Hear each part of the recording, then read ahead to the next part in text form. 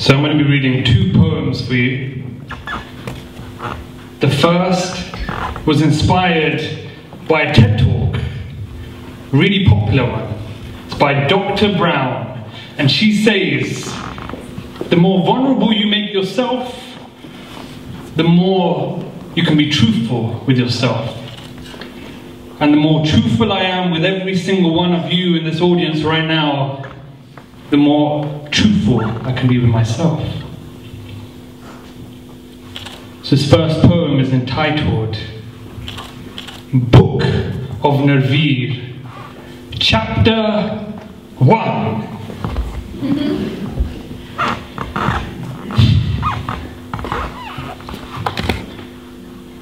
Born into a town with no worth, could have been worse, only Isleworth. Then to Hounslow, where life seemed a little cursed. Life seemed normal till about 13. Continued loss of best friends, foes me. Natural born rebel, ability to bring hell. I guess I really just want to be felt. Bad news always had me lose my rag. Punching walls was the only release that I had. Went from the nerds and geeks to hanging with kids on the street till late, building up that built-up hate. Saw a friend smoke a cigarette in year 7 who said, you only get cancer and go to heaven if you smoke past the line. I remember thinking they're either dumb or blind. But the violence was creeping in, and the weed and alcohol was leaking in. To my body, no one could stop me. Smoked weed at 14, but my cousin must have been 2 years younger, and he was with me. So instead of helping I sunk him lower than he was supposed to be. No one ever thought, let's help them. Until came a kind kid from Feltham, started breaking the ignorance of racism, joined forces and found women, rearranging, double dating. He had a girlfriend, and I did too. They were friends and so were us two dudes. After about 2 years and a hell of a lot of tears, he broke up with her, she got close to me, and I pursued her without telling he. Worst of all, I didn't even tell my own girlfriend, nor did I try to mend it with her. I hurt the people who loved me most, and maybe even the ones to do so first. But now I wasn't much of a ladies' man, even betrayed the man who gave me the plan, and then bam!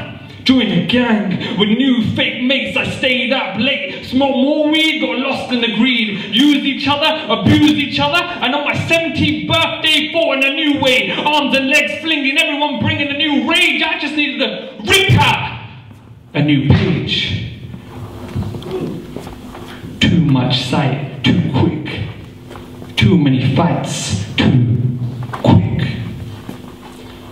I felt lost in a box labeled Asian.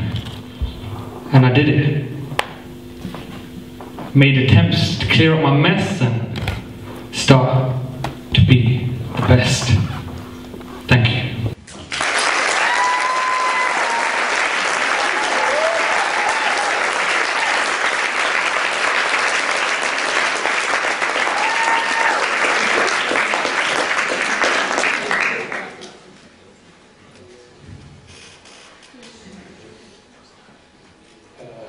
It's my mum's birthday. Happy birthday, Mum.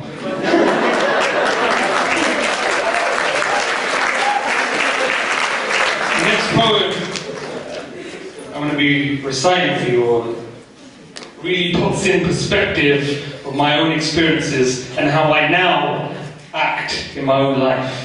And this one is entitled, I Live For.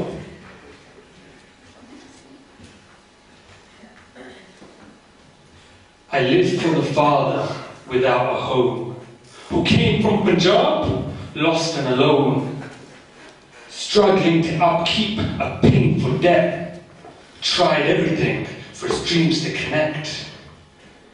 He was sleeping under a bridge in Heston, always had one eye open when resting, so the Bollywood dream hits reality, and is quickly revealed as a fallacy. Stays in a bubble, uses dope to cope,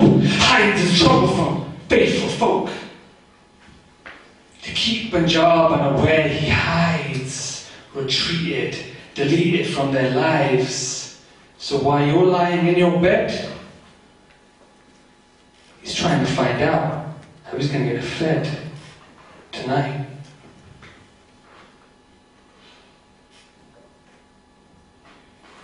I live for the woman suffering in silence. Every day is another day of domestic violence. Has a bruised temple, goes to the temple for relief and care, but leaves with stares. Next week a bruised nose and everybody knows, as gossip runs wild like forest fire. She's looking for a level higher, but her family, full of liars, so don't be there for whatever, whenever. Weren't so clever after all, as they weren't there at all.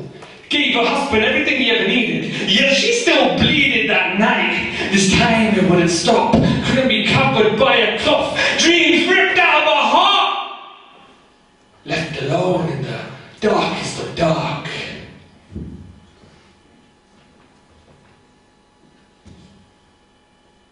I lived for the kid straight out of school, a kind of cool fool with a need for weed or anything stronger or anything wronger for escapism.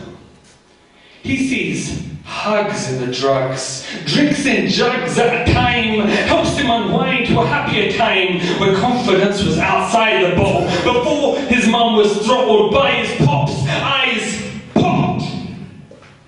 Before he failed exams, a hard-working man ready to win the world for fam. But now his addictions are too heavy, and his dad refuses to levy the debt and destruction, so he decides to jump.